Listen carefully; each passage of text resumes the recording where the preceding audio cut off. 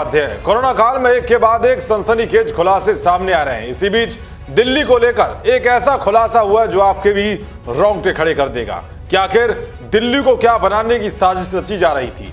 ये खुलासा जुड़ा हुआ है रोहिंग्या मुसलमानों से। जी हां, जिस केजरीवाल के विधायक अमानतुल्लाह खान को मुसलमानों की एक बड़ी वोट बैंक की खान माना जाता है, उन्होंने रोहिंग्या मुसलमानों के लिए दिल्ली में जो किया वो होश उड़ाने वाला है। जिन घुसपैठियों पर शिकंजा कसने के लिए मोदी सरकार लगातार प्रयास में लगी हुई है, उन्हें अमानतुल्लाह खान जैसे लोग पनाह देने में लगे हुए हैं। भारत में अवैध रूप से रह रहे रोहिंग्या मुसलमान लगातार पूरे देश में पैर पसारते जा रहे हैं। अब दिल्ली में एक बड़े इलाके पर उनका कब्जा है। मदनपुर खादर में इन रोहिंग्या मुसलमानों ने 5.2 एकड़ जमीन को अवैध रूप से कब्जा रखा है। आरोप है कि दिल्ली वक्फ बोर्ड के अध्यक्ष रहे अमानतुल्लाह खान ने अपने लेटर हेड के जरिए इन सभी का आधार कार्ड बनवाया और उन्हें यहां बसाया। एक मीडिया रिपोर्ट्स के मुताबिक ये रोहिंग्या मुसलमान दिल्ली की मदनपुर खादर शमशान घाट के सामने अवैध रूप से रह रहे हैं और साथ ही सारी सरकारी सुविधाओं का भी फायदा उठा रहे हैं।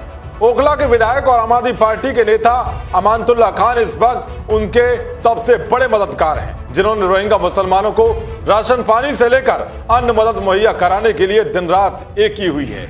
यहाँ तक कि लॉकडाउन में इन लोगों को बाकायदा दिल्ली सरकार और ओखला के विधायक अमानतुल्लाह खान की ओर से भरपूर राशन सामग्री मुहैया कराई जा रही है।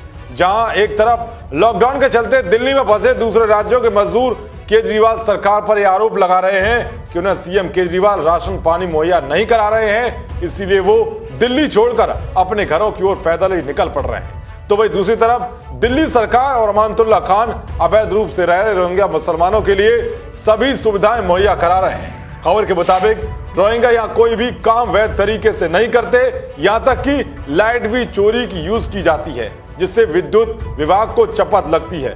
पीने के पानी के लिए अवैध बोरिंग की व्यवस्था की गई है। स्थिति यह है कि जहां अवैध रूप से रह रहे ये रोहिंग्या मुसलमान मजे में हैं, आसपास के क्षेत्रों में झुग्गियों में रह रहे मजदूर राशन पानी को तरस रहे हैं और उनकी कोई भी सुनने वाला नहीं है। बता दें कि खुद केंद्र सरकार ने सुप्रीम कोर्ट में कहा था कि रोहिंग्या मुसलमान भारत की सुरक्षा के लिए खतरा है और इन्हें सरकार देश से बाहर करना चाहती है। आए दिन कई आपराधिक वारदातों में भी इनकी संलिप्तता सामने आती रहती है। ये भी कहा जा रहा है कि पुलिस प्रशासन के कुछ लोगों के साथ भी रोहिंग्या मुसलमानों की मिलीभगत है। एक रिपोर्ट की माने तो कालिंदी कुंज थाना रोहिंग्या मुसलमानों के स्मैक, गांजा और अन्य मादक पदार्थों के अवैध व्यापार पर अंकुश नहीं लगा रहा है। रेजिडेंस वेलफेयर एसोसिएशन का कहना है कि उसने कई बार यहाँ के अवैध बस्ती को हटाने के लिए गुहार लगाई है।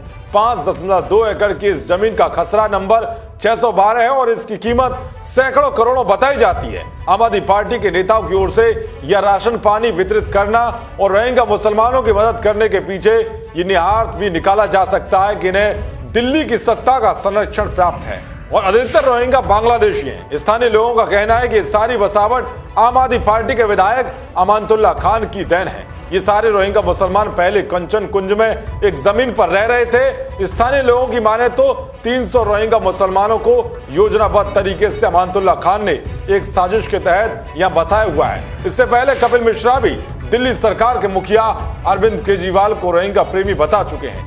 गृह मंत्रालय की एक रिपोर्ट के मुताबिक 40,000 रोहिंग्या मुसलमान देश के अलग अलग हिस्सों में अवैध रूप से फंसे हुए हैं, जिसमें उत्तर प्रदेश, हरियाणा, राजस्थान, महाराष्ट्र, जम्मू कश्मीर, आंध्र प्रदेश, मणिपुर, पश्चिम बंगाल और राजधानी दिल्ली शामिल है। अब सवाल यह है कि अमानतुल्लाह खान और दिल्ली सरकार इन्हें सभी सरकारी सुविधाएं देकर क्या करना चाहती है। क्या वोट बैंक के लिए राजधानी दिल्ली को रोहिंग्या मुसलमानों के खतरे में डाला जा रहा है? क्या दिल्ली के अलग अलग हिस्सों में सीए और एनआरसी के धरने इन घुसपैठियों को बचाने के लिए एक बड़ी साजिश थे? देश और दुनिया की तमाम